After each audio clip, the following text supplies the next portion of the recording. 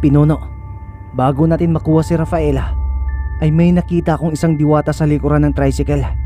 Siya ang makakatulong sa atin para matagpuan natin ang kanilang kaharian.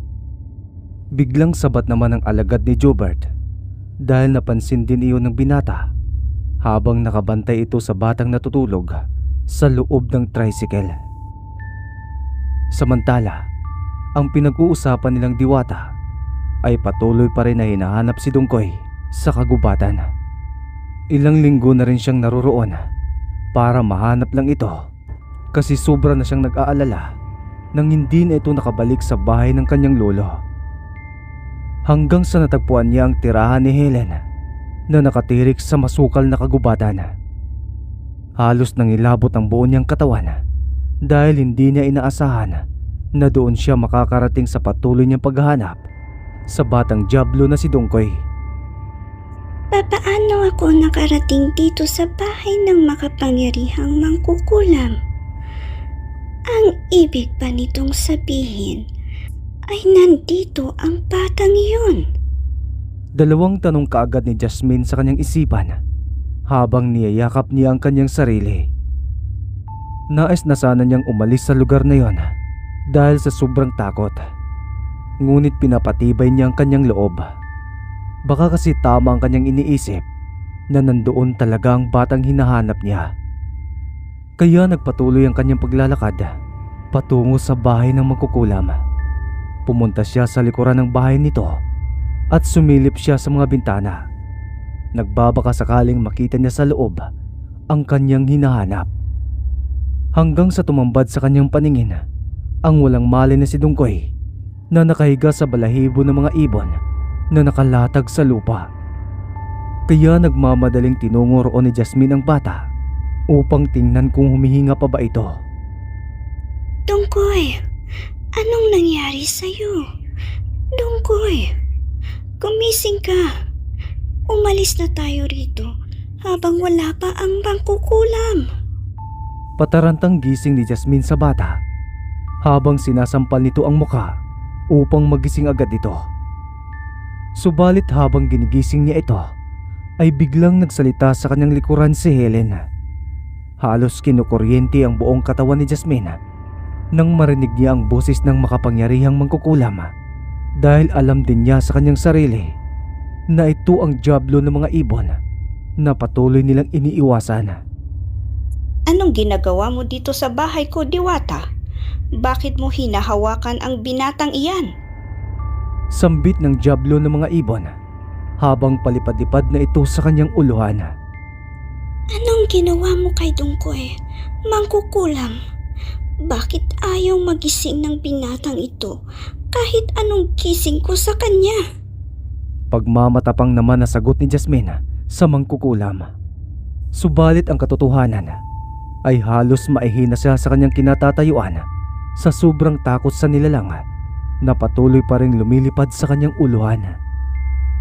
Alam kasi niya sa kanyang sarili na kahit sinong nilalang ang nabubuhay sa mundong iyon ay iniiwasan ang mangkukulam na ito dahil sa taglay nitong kapangyarihan. Ano naman ang pakialam mo kung naririto siya? Paano ka rin pala nakapunta sa lugar na ito kahit nababalot ito sa mahikang pagkabulag sa lahat ng mga nilalang na nabubuhay sa mundong ito? Isa pa, sa pagkakaalam ko kasi ay marami akong nakalatag na patibong na mahika sa buong paligid. Paano ka pala nakalagpas sa mga iyon na hindi man lang sumasabog?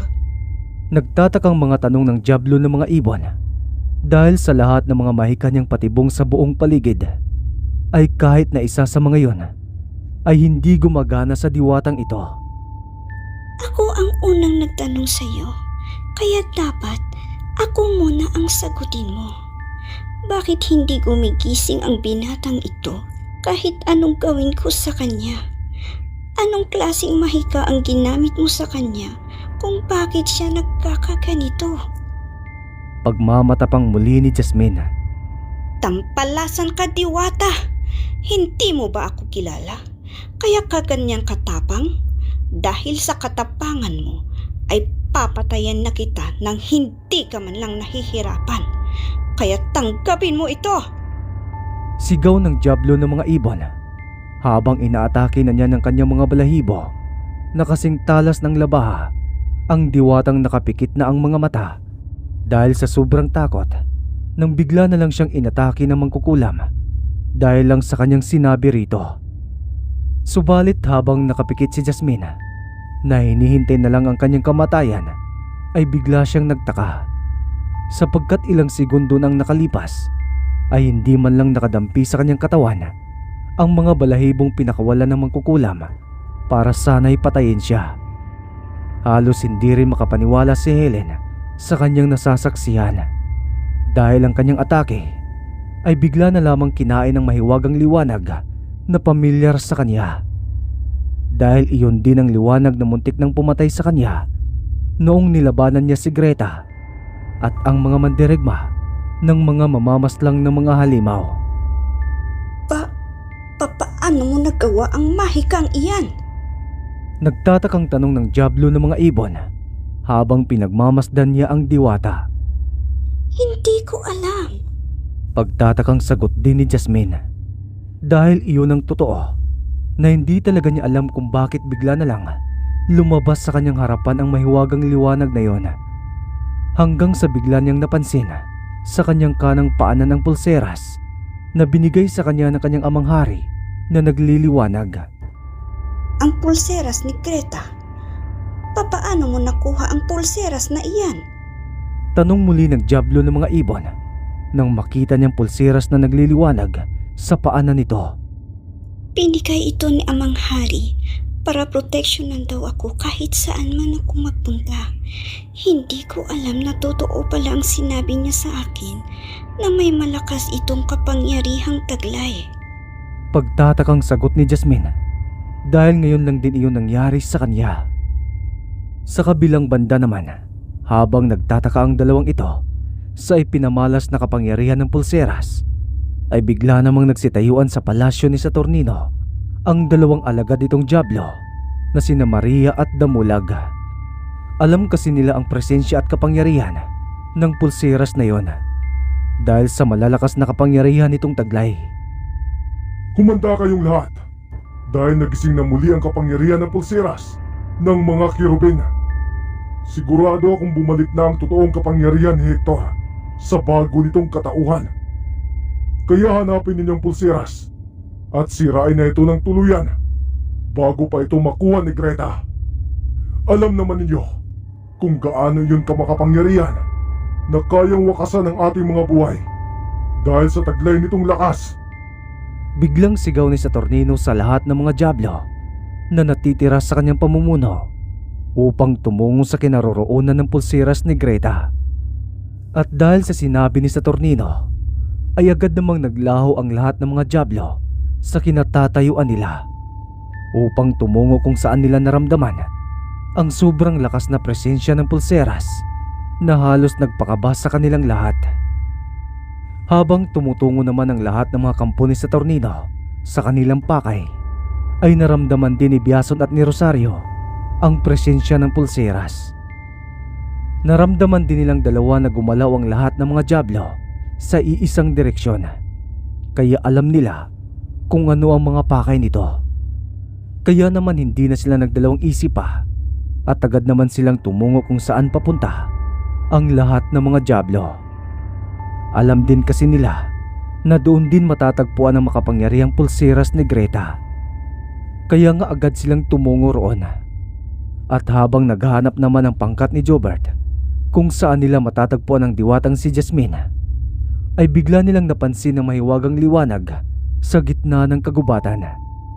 Kaya naman napagpasyahan din nilang puntahan ito dahil may nararamdaman din silang malakas na kapangyarihan kung saan iyon nagmumula.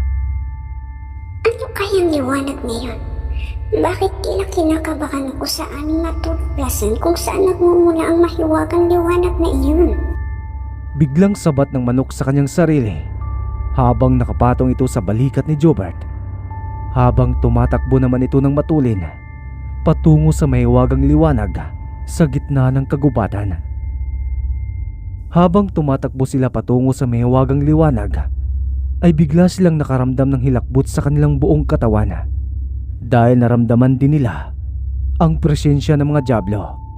Napatungo rin ang mga ito kung saan sila papunta. Kaya kaagad silang nagtago sa mga masukal na bahagi ng kagubatan upang hindi sila makita ng mga ito. Ano kayang nangyayari? Bakit ang daming mga Diablo na papunta sa mahiwagang liwanag na yon? Biglang tanong ni Jobert sa kanyang mga kasamahan habang nakakubli sila sa malaking punong kahoy upang hindi sila makita ng mga ito. Pinono, wag na lang nating ipagpatuloy ang pagpunta roon. Baka may mangyari sa ating masama at doon pa tayo mamatay. Sabat naman ang tauhan nito na hindi makapaniwala sa sobrang dami ng mga Diablo na patungo din sa mahiwagang liwanag kung saan din sila patungo. Kung sino man ang natatakot sa ating pagtungo sa mahiwagang liwanag na yon, ay bumalik na lang kayo sa baryo natin. Hindi ko kayo pipilitin kung natatakot man kayo na samahan ako. Malakas kasi ang kutob ko na doon natin matatagpuan ang hinahanap nating diwata. Kaya sana'y maintindihan niyo ko kung nais ko talagang pumunta sa lugar na yon. Wikang muli ni Jobert sa kanyang mga alagad dahil tila nanginginig ang mga ito sa takot sa mga Diablong dumaan sa kanilang harapan. Dahil sa sinabi sa kanila ni Jobert ay tila naging lantang gulay sila dahil na rin sa kahihiyan. Tinuring pa man din sila na isa sa pinakamalakas na mandirigma sa kanilang baryo at walang kinakatakutan. Subalit ngayon ay tila nakabahag ang kanilang mga buntot dahil sa mga Diablong mas malakas pa sa kanila. Kahit maging kamatayan pa ang magiging kapalit sa muling pagbabalik ng totoong anyo ni Rafaela, ay gagawin ko. Hinding-hindi kita iiwan sa pakikipaglaban, Pinono. Sasamahan kita hanggang wakas. Biglang sabat ng isang mandirigma ng mga aswang habang nakalohod ito sa lupa para paglingkuran niya ng buong tapat ang pinunong si Jobert. Dahil sa sinabi nito ay nagsiluhuran na rin ang ibang kasamahan nito upang samahan ang kanilang pinuno kahit maging digmaan man ito ng Diablo laban sa kanilang mga aswang.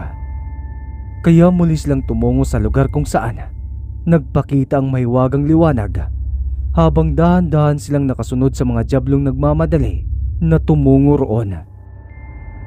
Samantala, sa bahay naman ni Helen ay naguguluhan na ito dahil sa muling pagkabuhay ng pulsiras ng mga kirubin dahil sa ginawa niyang pag-atake sa diwata. Alam niyang naramdaman din ito ng mga kapatid niyang mga Diablo, kaya nararamdaman na niya ang mga enerhiya ng mga ito na patungo silang lahat sa kanyang tirahan. Putik! Putik! Hindi ko akalain na magkakaganito. Kailangan kong maghanda para labanan ang mga tampalasan na iyon na makarating dito sa tirahan ko.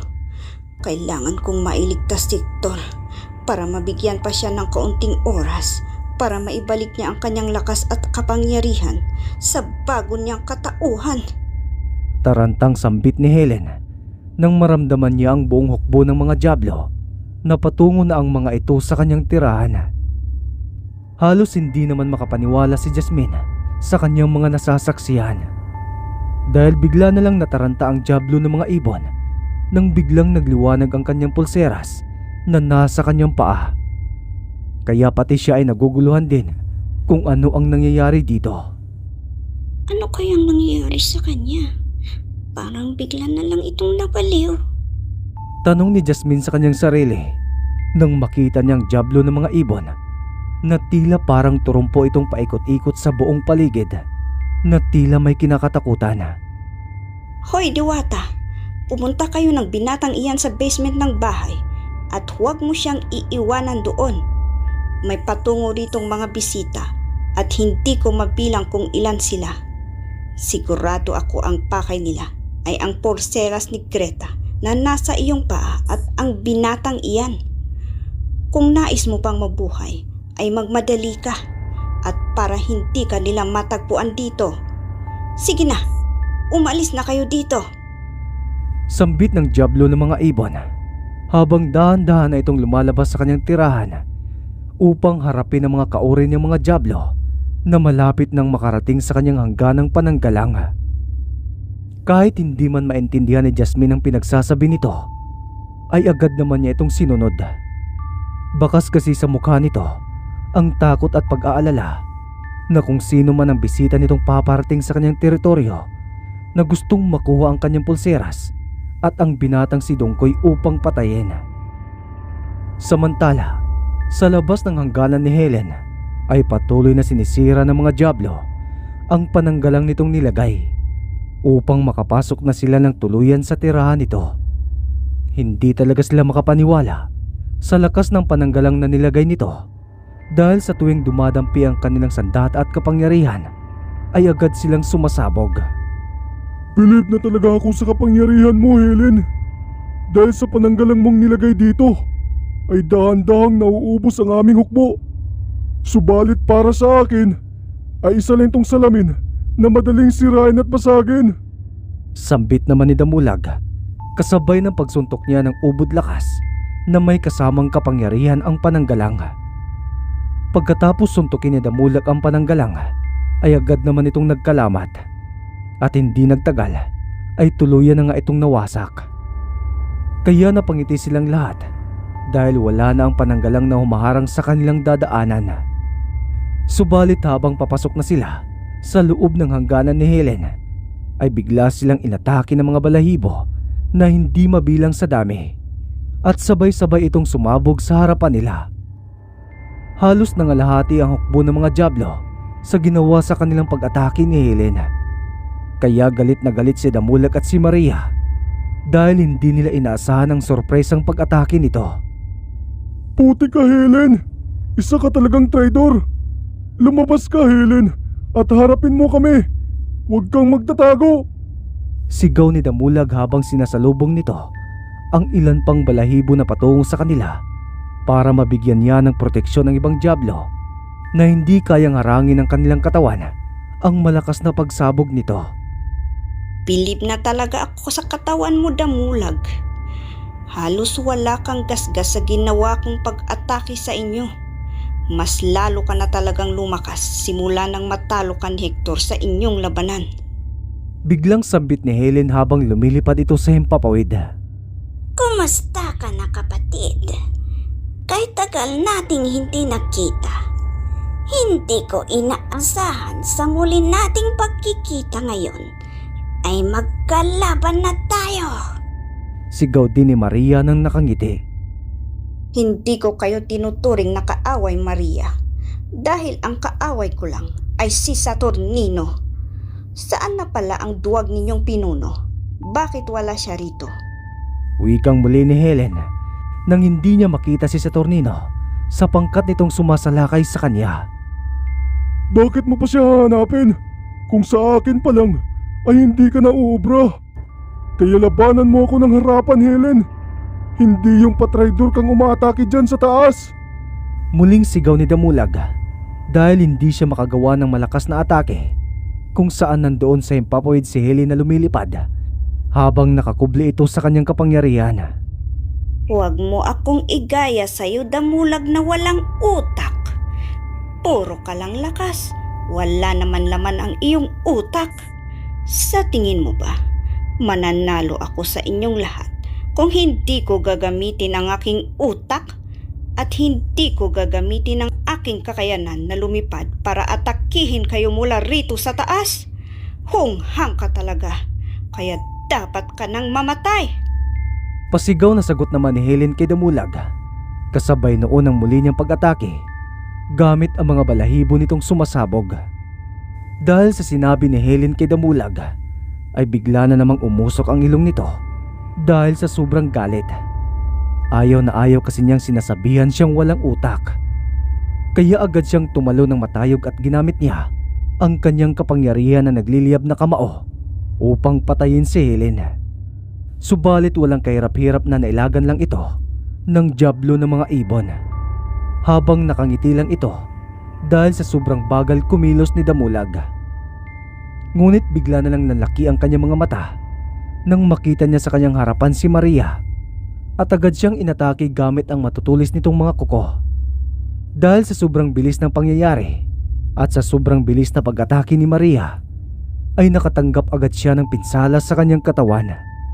Dahil doon ay napatalsik siya sa malayo na nagdulot sa kanya ng panghihina dahil sa sobrang lakas ng natanggap niyang pag-atake mula kay Maria. Pasensya ka na kapatid sa ginawa ko sa'yo. Ginawa ko lang kasi ang pagkakataon na atakihin ka habang pinagtatawanan mo si Damulag na walang utak. Alam mo naman na sa ating lahat ay ako iyong patraidor kong umatake kapag may nakita akong butas sa aking mga kalaban. Nyan. Nakangiting sambit ni Maria habang dinidilaan nito ang kanyang mga kuko na may bahid pa ng dugo ni Helen. Putek, nakalimutan kong mabilis palang kumilos si Maria.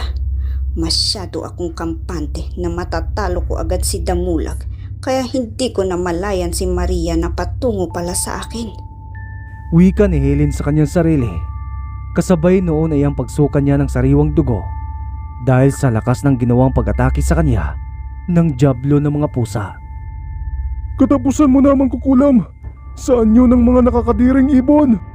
Biglang sigaw ni Damulag upang wakasan na ang buhay ni Helen. Subalit nang malapit na niyang tamaan si Helen, ay bigla na lang siyang tumilapon sa malayo na ikinagulat ni Maria kung sino ang gumawa noon.